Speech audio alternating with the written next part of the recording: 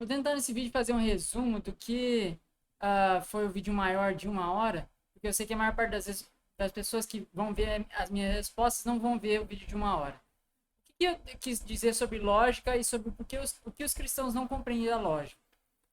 Os cristãos dizem que seu Deus tem características paradoxais, né, que Deus é imaterial, mas faz coisas materiais, não conseguem explicar e dão explicações como sendo mistério.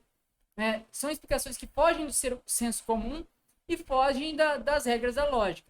Porém, nós que não acreditamos nessas coisas somos ditos como pessoas que não seguem a lógica. Veja bem, geralmente os cristãos não compreendem como funciona a lógica e a argumentação lógica. Isso não tem problema. Nem todo mundo precisa compreender e é obrigado a saber essas coisas.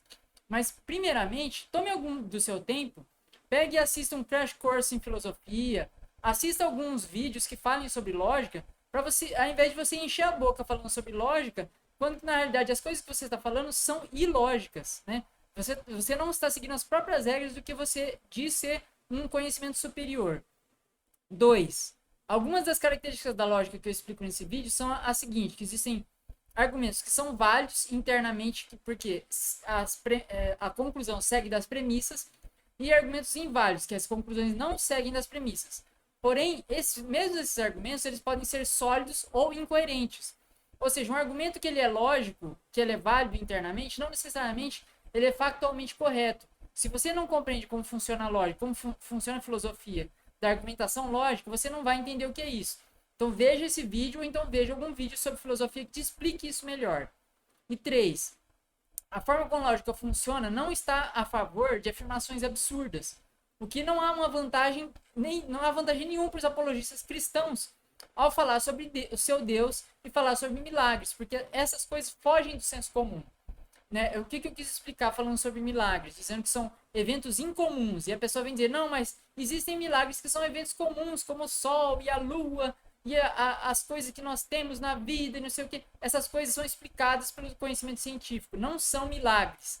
Essas coisas são coisas que nós podemos explicar naturalmente. Né? Você consegue se alimentar, por quê? Porque existe uma causa e efeito. Você vai atrás do alimento, você pega o alimento e se alimenta. Não é porque alguém te dá o alimento. Não existe providência divina nenhuma nisso. Nós podemos explicar naturalmente. Um milagre, você não consegue explicar e nós não conseguimos explicar. Então nós estamos no mesmo lugar. Não tem diferença nenhuma. E aí eu expliquei sobre 3 princípios que você deve utilizar na argumentação lógica para que você não incorra nesses erros, nesses absurdos, que são 3 princípios: o ônus da prova, a falsibilidade e a navalha de Ockham. Nesses 3 princípios, você vai ver que os milagres e os seres divinos, eles falham em realizar o mínimo esforço para convencer sobre as suas ideias. Por quê? O ônus da prova, os cristãos eles tentam empurrar para os outros, dizendo que, olha, a maior parte das pessoas acreditam em Deus, então, portanto, você que tem que me provar que Deus não existe. Não, isso está errado. Por quê? Porque temos o princípio da falsibilidade. Se um ser não pode ser provado como existindo ou não existindo, significa que esse ser não faz diferença alguma, ou seja, não tem implicação nenhuma na realidade. Se um ser que você está explicando tem uma implicação na realidade, por exemplo, você faz a oração e a oração tem um resultado, nós podemos provar isso, nós podemos testar. Como nós testamos e nada disso é comprovado, significa que não tem prova para o que você está falando. Ou seja, o Deus Yahweh que é descrito na Bíblia, existem dezenas de provas que as coisas que são descritas lá não aconteceram, como se diz que aconteceram. Portanto, podemos concluir de forma lógica, de forma coerente, de acordo com os dados das evidências que nós temos, que esse Deus, da forma como está descrito ali, não existe. Pode talvez existir um Deus que seja completamente diferente desse, mas esse que está descrito lá não existe da forma como está sendo descrito. E é isso que nós tentamos dizer para as pessoas e elas não compreendem. Não entra na cabeça delas a questão de que para você dizer alguma coisa, você tem que ter provas do que você está falando. Falsibilidade é outro princípio, que é, se você fala sobre um dragão invisível que está dentro da sua garagem, que não pode ser visto, é imaterial, não pode ser tocado, não pode ser usado nenhum instrumento para se notar ele, qual que é a diferença entre isso e o seu Deus?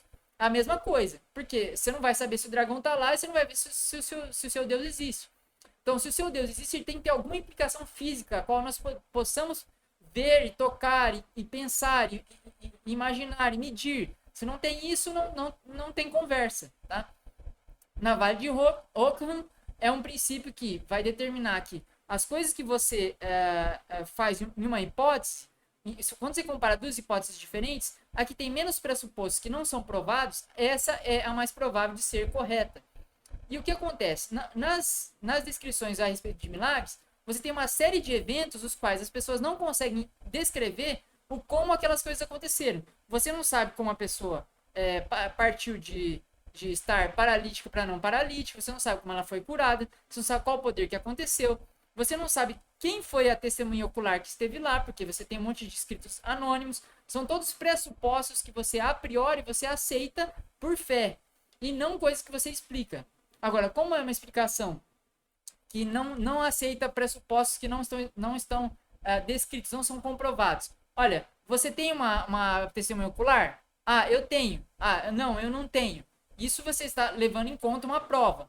Você tem escritos que não contradizem uns aos outros? Ah, não, eu não tenho. Tem um monte de contradições. Bom, então você está com um problema aí. Então você está pressupondo que essa coisa que tem um monte de contradições, ela está correta. Eu estou pressupondo, a partir da análise do texto, que isso tem um monte de erros, isso tem um monte de contradições, portanto, não é confiável. Então, ou seja, você junta um monte de pressuposições as quais você não explica. Então, ou seja, compreenda. É assim que funciona a lógica, é assim que funciona a argumentação. Ônus da prova, falseabilidade, navalha de Ockham e entre tantos outros princípios. Se você não usa esses princípios, não fale que você sabe de lógica. Vai estudar primeiro e depois vem encher a boca falar sobre lógica.